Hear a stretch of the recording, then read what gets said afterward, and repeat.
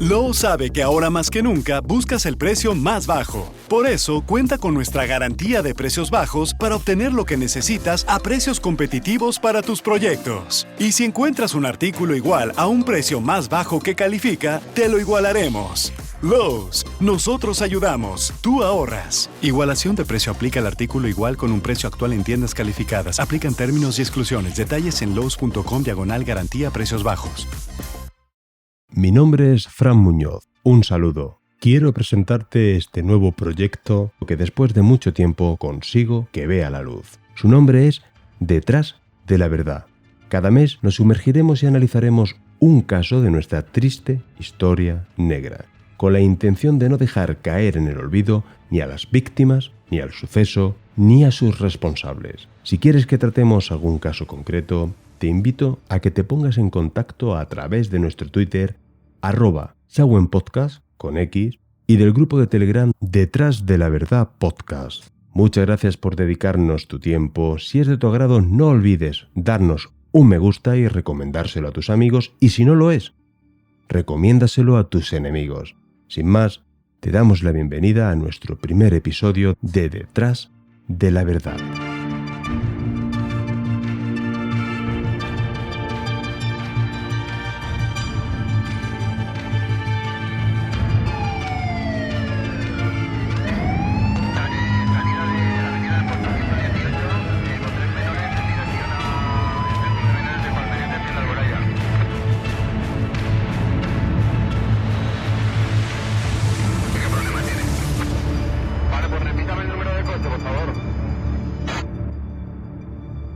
Detrás de la Verdad. Un recorrido por la historia negra de nuestro país.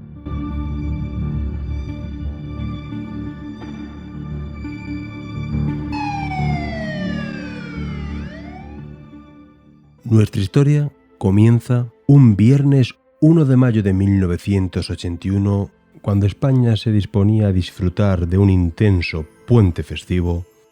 La calma, que a veces precede a la tragedia, reinaba en Torrejón de Ardoz, una localidad a escasos kilómetros de Madrid, donde una humilde familia va a convertirse en la triste protagonista involuntaria de un drama doloroso que se prolonga hasta nuestros días. Jaime Vaquero tenía 8 años de edad. La tarde-noche del día 30 de abril comienza a sentirse mal. A las 2 de la mañana del 1 de mayo sus padres acuden a un ambulatorio cercano a su domicilio, puesto que no mejoraba y el niño nunca había estado malo. Le recetan un jarabe, le recomiendan que vuelva a su casa y le diagnostican una gripe. A las 8 de la mañana, viendo que no mejoraba, sus padres deciden su traslado al Hospital de la Paz. Jaime entra en ambulancia por su propio pie. En casa han quedado sus hermanos, entre ellos su hermano gemelo, aquejados de un extraño mal que pronto haría también aparición en los cuerpos de sus padres. A escasos metros de llegar al hospital, Jaime fallece en los brazos de su madre. Tristemente, se convertiría en el primer fallecido por esta enfermedad. No sé el tiempo que transcurriría, si en 4 o 5 minutos, cuando el chico se le murió. Y luego... Pues no, al morirse el chico, mi mujer en el camino le dijo al de la ambulancia que se volviera, que el chico se le había muerto, y dijo que no podía hacer eso porque a lo mejor el niño le podía haber dado un colapso, en fin, alguna cosa. En fin, pero la ambulancia iba, que eso se mataba por el camino. Cuando llegó allí, pues ya había, muerto.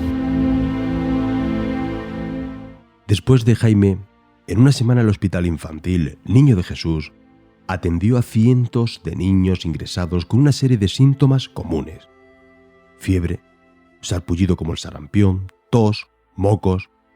Algunos desarrollaban dificultad respiratoria, pero no encajaban en ningún diagnóstico convencional. Los síntomas eran graves y no sabían cómo tratarlos.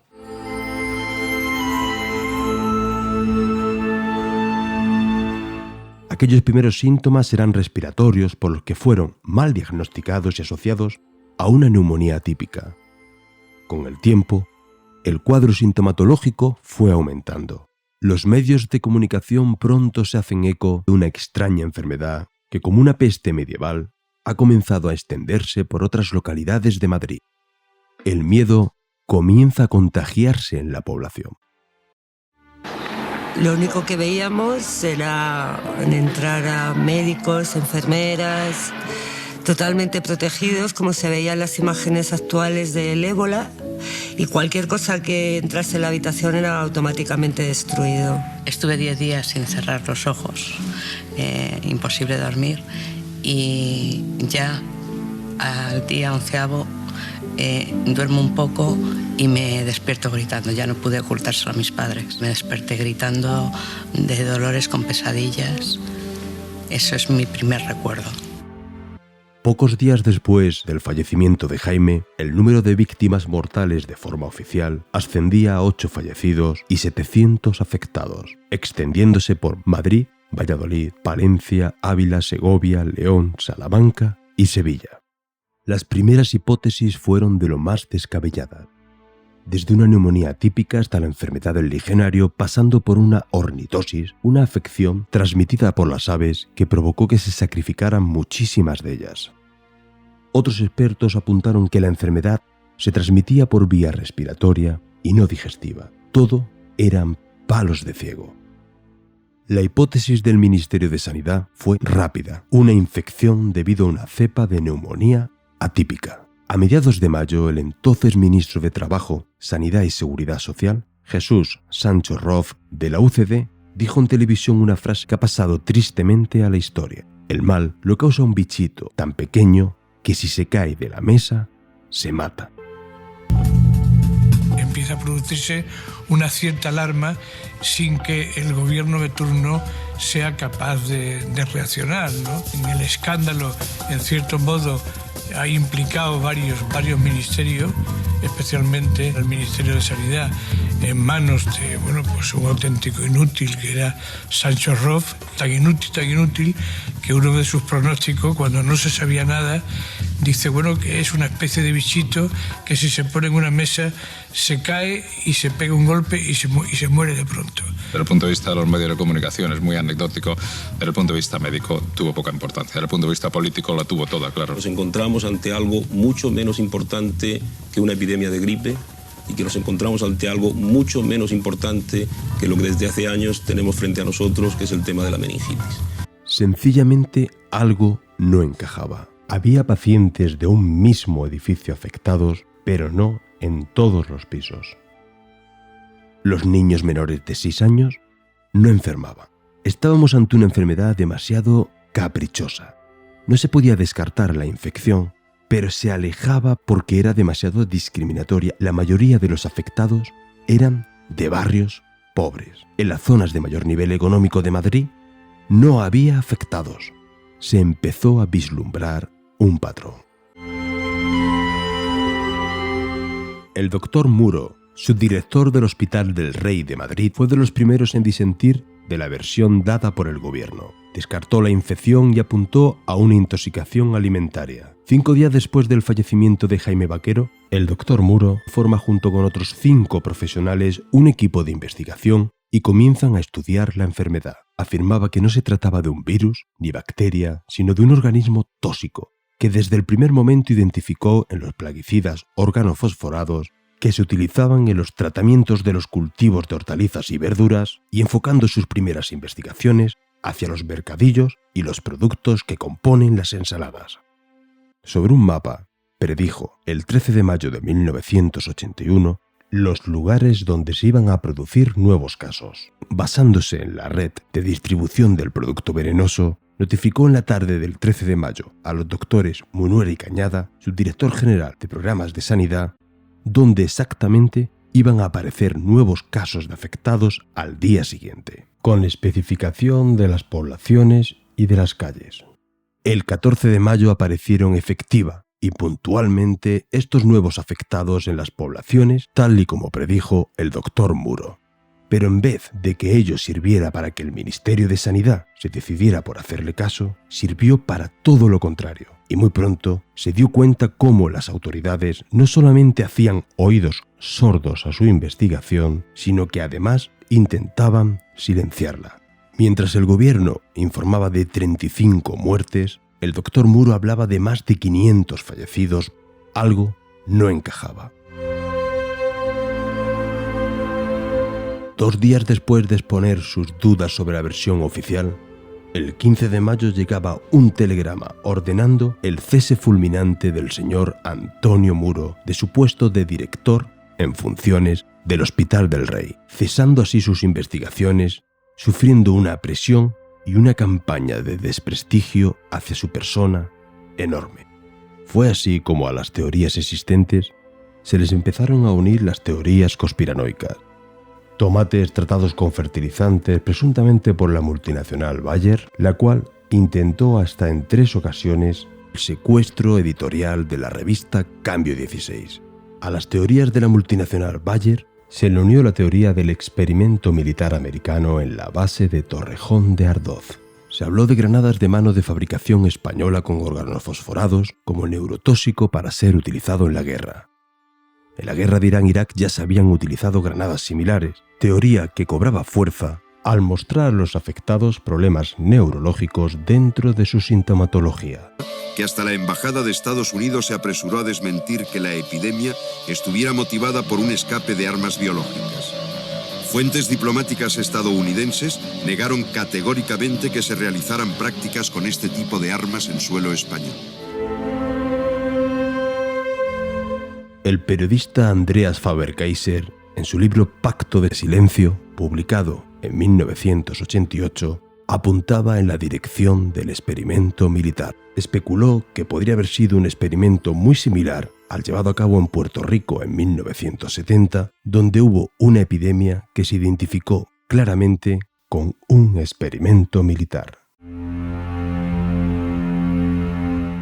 El mismo CSIC, al mando del general Emilio Alonso Manglano, tuvo un equipo de investigación compuesto por 2 oficiales que estuvo durante 1 año investigando el síndrome. El contenido de este informe, de 7 folios, fue preocupante. Las tesis del aceite no se sostenían por ningún lado. Por el contrario, existían indicios que apuntaban hacia un ensayo de guerra química como detonante de la epidemia. Este gravísimo informe nunca vio la luz. No fue hasta el 17 de junio cuando el Ministerio de Sanidad da su versión oficial. La causa estaba en el consumo de aceite de colza industrial. Al parecer, había sido mezclado con anilinas y con aceite de oliva, dando lugar a un producto que tenía el mismo olor, color y sabor que el aceite normal, pero que había sido vendido a granel a un precio mucho más inferior que el aceite de oliva natural. Dicha versión era avalada por el doctor Tabuenca Oliver, subdirector del Hospital Niño Jesús. Es lo que se bautizó como el síndrome del aceite tóxico SAT. Un aceite de colza importado con destino a usos industriales y que contenía un desnaturalizador precisamente para evitar su desviación hacia consumos humanos, se ha desviado de ese tráfico industrial y ha llegado al consumo humano, produciendo las consecuencias que son ampliamente conocidas. Aceite puro de oliva directamente del productor al consumidor, a 550 pesetas las garrafas de 5. Ese aceite, una parte del cual permanece almacenada en estos depósitos de Santander, fue desnaturalizado mediante un colorante, la anilina. Para hacer desaparecer el extraño color que presentaba, el aceite fue sometido a procesos de refinado, que en la mayor parte de los casos se efectuaron con sosa o lejía y a elevadas temperaturas, lo que provocó la transformación de la anilina en una sustancia más tóxica, las anilidas. El gobierno procedió a la retirada y al canje del aceite supuestamente tóxico por aceite normal de oliva. Escuchamos a Andrea Faber-Kaiser, autor del mencionado libro Pacto de Silencio, uno de los periodistas más críticos hacia las teorías oficiales, opinando sobre el canje de este aceite.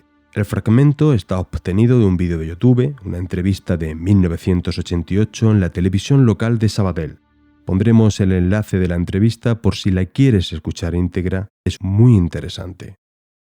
Bueno, ellos argumentan, desde el día 30 de junio del 81, momento en que se inicia el canje del aceite tóxico, que supuestamente tóxico, por aceite puro de oliva, que esto fue un canje gratuito del gobierno, sí. Desde aquel momento empiezan a decaer la entrada de enfermos en hospitales, por lo tanto el aceite es el vehículo tóxico. Esto es absolutamente falso. Según este gráfico, no hay nuevos enfermos a partir del 30 de mayo, un mes antes justamente del inicio del canje. cuando todavía ni se hablaba del aceite. El 10 de junio, 10 días después de no haber más enfermos en los hospitales, hospitalizados, entradas nuevas enfermos, 10 días después se anuncia por televisión que puede ser el aceite, un aceite tóxico, pero no se retira todavía. El día 17 de junio, 17 días después de ya no haber enfermos, se anuncia que habrá un canje futuro, pero la gente seguía consumiendo en su casa hasta el día 30 de junio, o sea, hasta un mes después de ya no haber enfermos. O sea que este argumento del gobierno, que es el más fuerte que tiene el gobierno, ha caído por su propio peso. Si entonces vamos a que los enfermos enferman antes de ingresar en lo que ingresan a los 6 o 7 días de haber ingerido el tóxico, nos vamos a un mes y una semana, a 5 semanas de desfase. Desde el ámbito científico fueron muchos los que dudaron de la versión oficial dada por el gobierno. Desde la Organización Mundial de la Salud, con su experto Richard Ball, al prestigioso forense Dr. Frontella, que denunció cómo sufrió robos de información y muestras de experimentos en su laboratorio. Muchos de los signos, o prácticamente coincidiendo los signos en las vísceras con los que presentaban las vísceras de fallecidos con el síndrome tóxico. Entonces, comparamos con los signos emitidos por las anilinas y analidas, no tenían nada que ver, no reproducían ninguna lesión. Entre todos estos experimentos llegamos a la conclusión que las anilinas no tenían nada que ver, como ya se sabía científicamente, porque está muy descrita la sintomatología de las intoxicaciones por anilidas, y sin embargo sí eran paralelos o perfectamente compatibles con determinado insecticida, órgano fosforado. Un grupo de personas habían intentado asaltar las jaulas y robar. Bueno, eso para nosotros fue incomprensible. Emitimos la correspondiente renuncia, nadie se preocupó de ello, ni de averiguar quiénes tenían interés en que no siguiesen adelante las investigaciones. Además les voy a decir una cosa, que yo creo que poca gente sabe, y que lamento yo no hubiese tenido una grabadora. Yo hablé con el doctor Vettoracci, que entonces era el secretario de la Organización Mundial de la Salud. Cuando conoció mis investigaciones y los resultados, me dijo textualmente: ya sabemos que no es el aceite de colza, sino un insecticida. Yo creo que pasarán muchos años en el cual se habrán, digamos, confidencias o clasificadas y se pueda conocer. Y si no, pues algún día puede repetirse, aunque ya estarán sobre aviso y no creo que vuelva a suceder. Muchos de los signos, o prácticamente coincidiendo los signos en las vísceras con los que presentaban las vísceras de fallecidos con el síndrome tóxico. Este robo de información no fue único en el laboratorio del Dr. Frontella. Una de las asociaciones de víctimas, Fuentox, también sufrió un robo de información de pacientes y síntomas que presentaban. ¿A quién le interesaba ocultar esa información? El Dr. Muro, a pesar de su destitución, aquel 15 de mayo de 1981, elabora un informe que es presentado en junio, donde expuso las siguientes contradicciones. Si es consumido por todos los miembros de una familia, ¿por qué unos se enferman y otros no? Si las garrafas de aceite se han llenado el mismo día del mismo tanque, ¿por qué unos se intoxican y otros no? ¿Cómo es posible que hay familias con afectados que no han consumido nunca estos aceites? ¿Cómo puede ser que se intoxiquen unos miembros de una familia mientras los demás miembros continuaban tomando aceite y no sufrían ningún síntoma? Este médico hizo toda su investigación sin ningún tipo de ayuda por parte de las administraciones públicas. Hasta su muerte, en la primavera de 1985, el Dr. Muro no dejó de repetir que el alimento que causó la intoxicación estaba contaminado por una mezcla de pesticidas, entre los cuales había muy probablemente Nemacur y el Oftanol, productos de la casa Bayer. Esta idea fue apuntada en el reportaje de portada de la revista Cambio 16, entonces dirigida por el periodista José Oneto, aquel 17 de diciembre de 1984. Contra dicha revista se querelló en varias ocasiones la empresa alemana Bayer, que intentó el secuestro judicial de la misma. Todos los profesionales que disentían de las teorías oficiales fueron silenciados y se continuó con la teoría oficial del aceite de colza.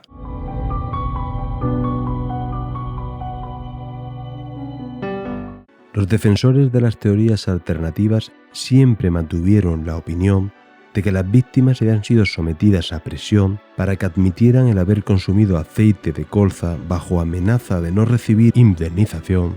¿Era una forma de comprar la teoría oficial? El 30 de marzo de 1987, en el pabellón Valencia de la Casa de Campo de Madrid, se iniciaba el juicio de la colza, también conocido como el juicio del siglo, con el que se entró de lleno en el campo de los macroprocesos judiciales.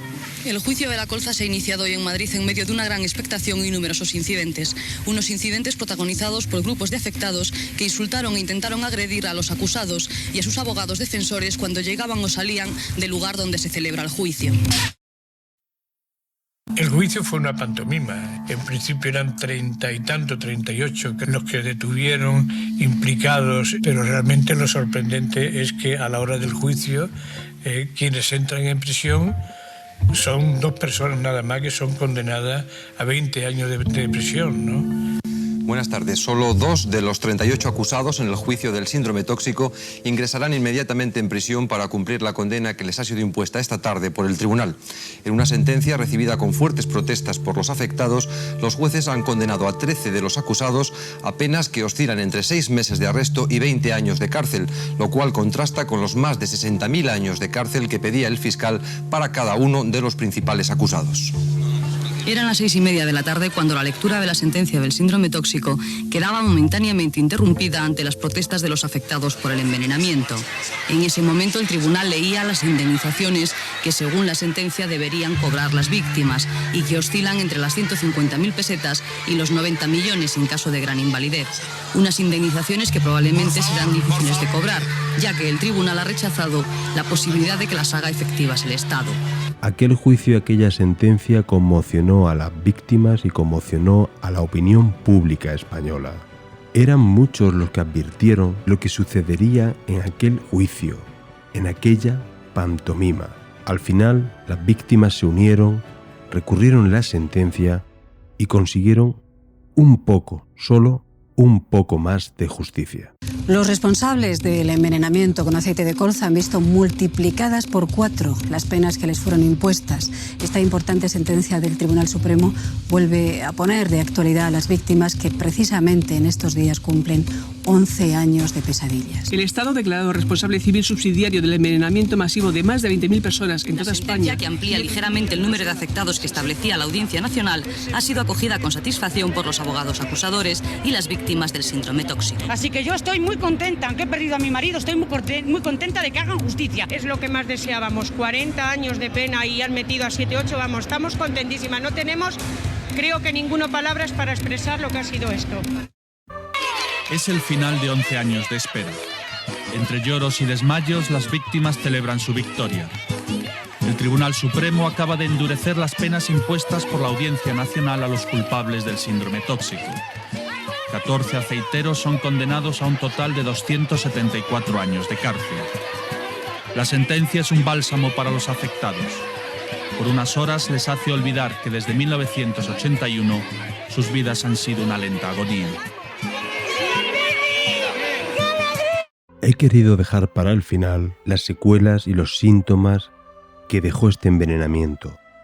La enfermedad en su fase más aguda comenzaba con esa neumonía típica. En la fase intermedia teníamos tromboembolismo, hipertensión pulmonar, calambres, mialgia. En su fase crónica afecta al hígado.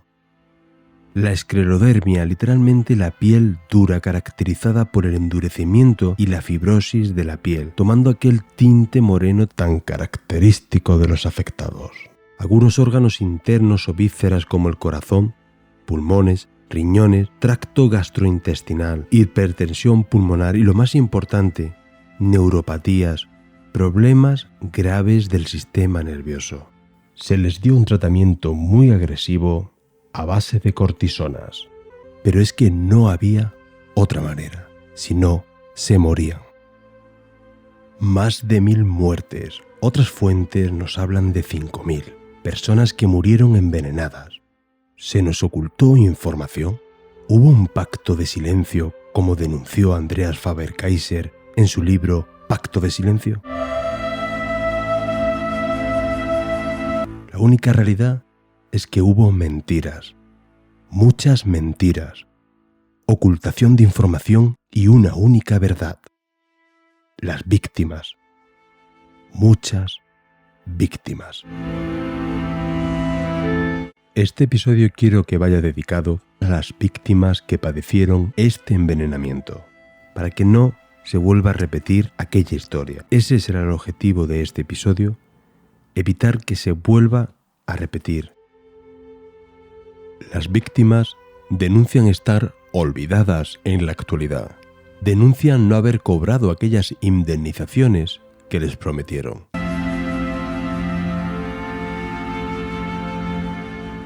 Tuvieron que pasar 20 años desde la muerte de Jaime Vaquero, cuando un estudio científico basado en los análisis genéticos realizados sobre 72 pacientes, 58 mujeres y 14 hombres, consiguió dar una explicación científica.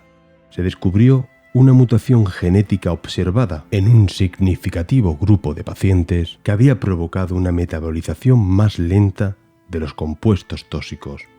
Puede ser una explicación a aquellas incógnitas que se mantuvieron durante casi 20 años. ¿Nos contaron la verdad? ¿Nos mintieron deliberadamente? ¿Hubo un pacto de silencio? Creo que nunca lo sabremos, pero sí sabemos que tenemos una gran verdad. La gran verdad son los afectados, son las víctimas, son las personas que a día de hoy permanecen con esas secuelas. Por ellos y para ellas, este recuerdo. Me casé en el 82, nos prohibieron, entre comillas, tener hijos porque no se sabía la descendencia, no había estudios todavía, hasta el año 86 que me dan el visto bueno y nos dicen que hay la misma posibilidad de tener un hijo sano como el resto de la población. Nos arriesgamos y la verdad es que en el año 87 tengo un hijo sano. La verdad es que nuestra ilusión era tener 3 hijos, pero no te puedes arriesgar. Cuando has pasado tanto miedo durante 9 meses en lugar de vivir feliz tu embarazo sin saber cómo iban a hacer, no nos quisimos arriesgar más. Este audio que has escuchado es una producción de Sauen Podcast. Si te ha gustado, recuerda comentarlo, recuerda compartirlo. Te esperamos en el próximo episodio, donde hablaremos de un caso, el caso Macastre. Jóvenes, adolescentes, mutiladas. Caso Macastre. Te esperamos en el próximo episodio. Mi nombre es Fran Muñoz y recordar, intentar ser felices. Un abrazo, hasta el próximo capítulo.